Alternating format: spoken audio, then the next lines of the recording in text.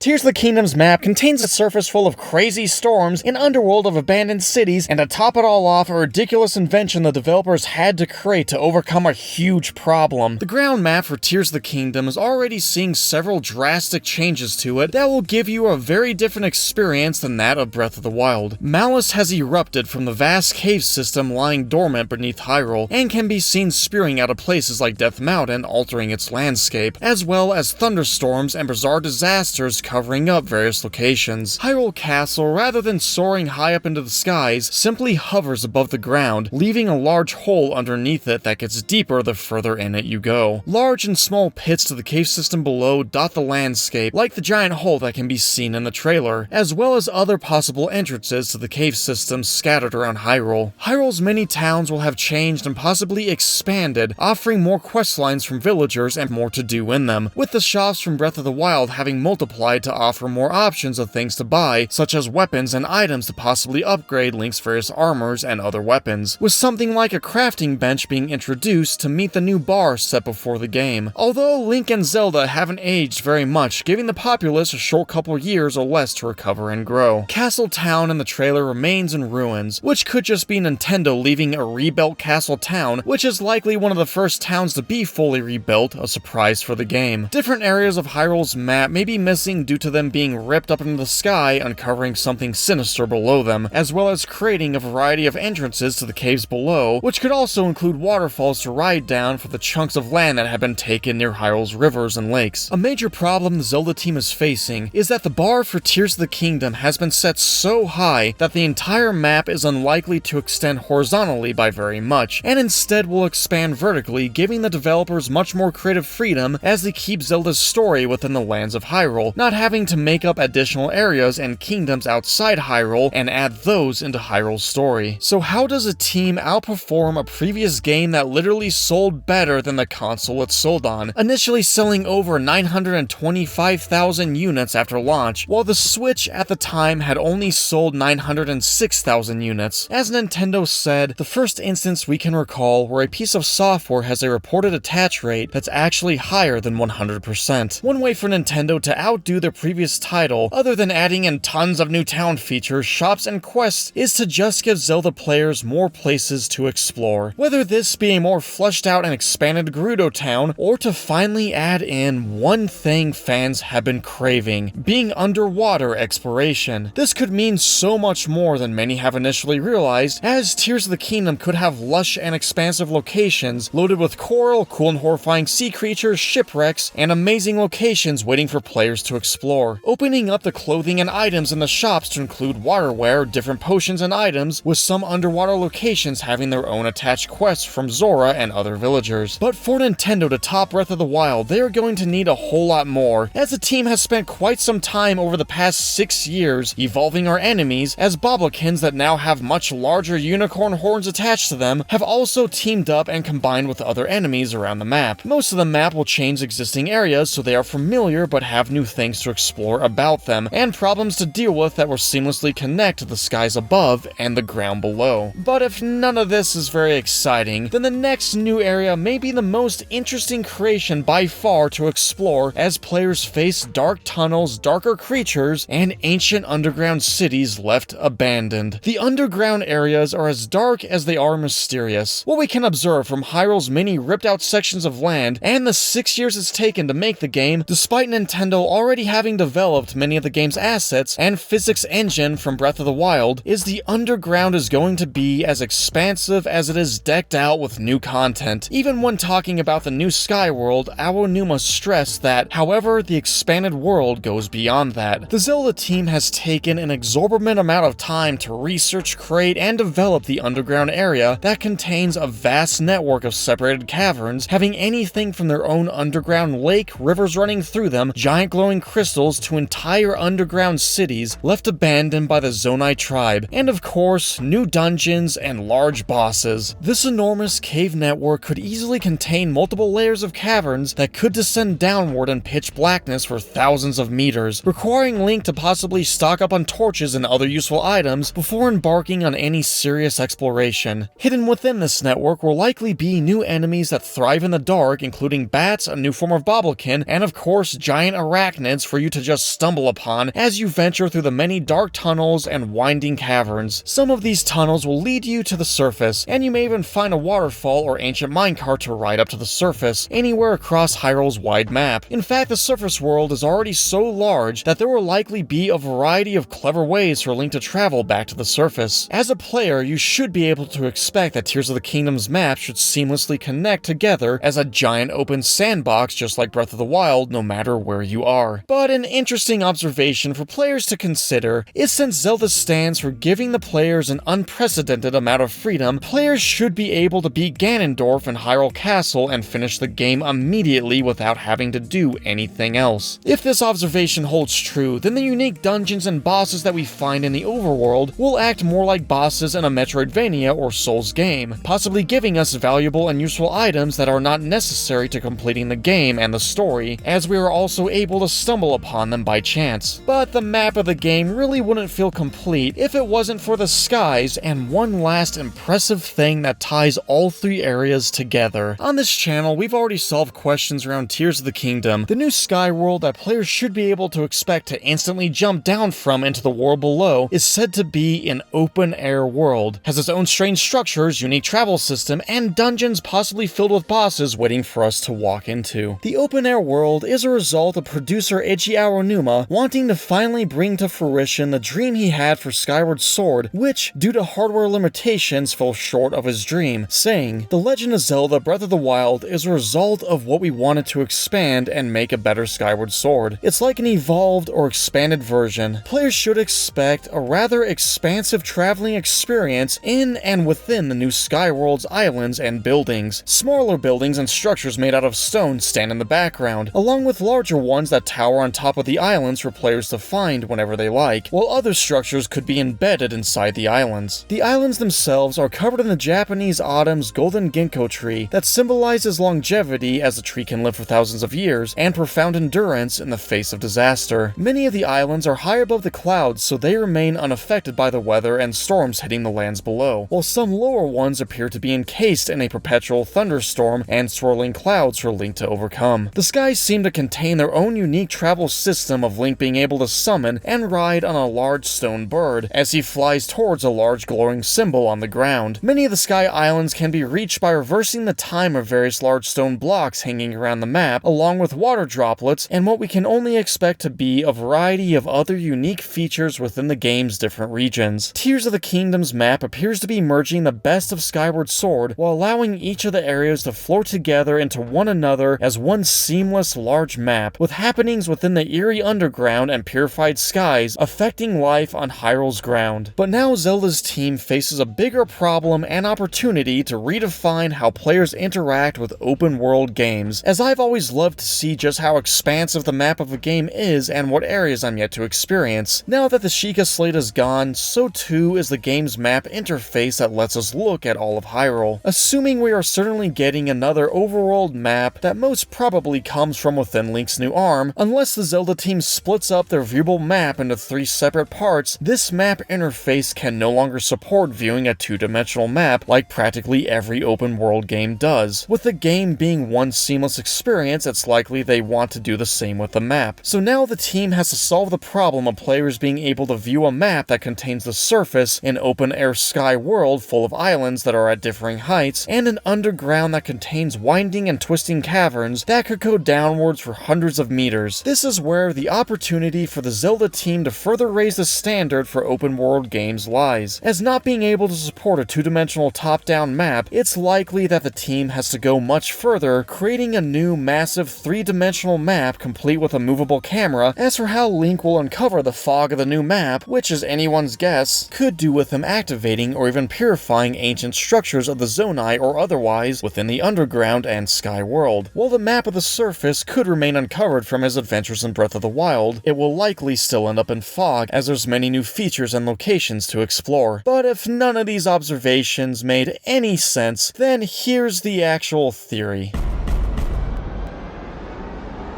No, this is a really bad idea. Well, stick around.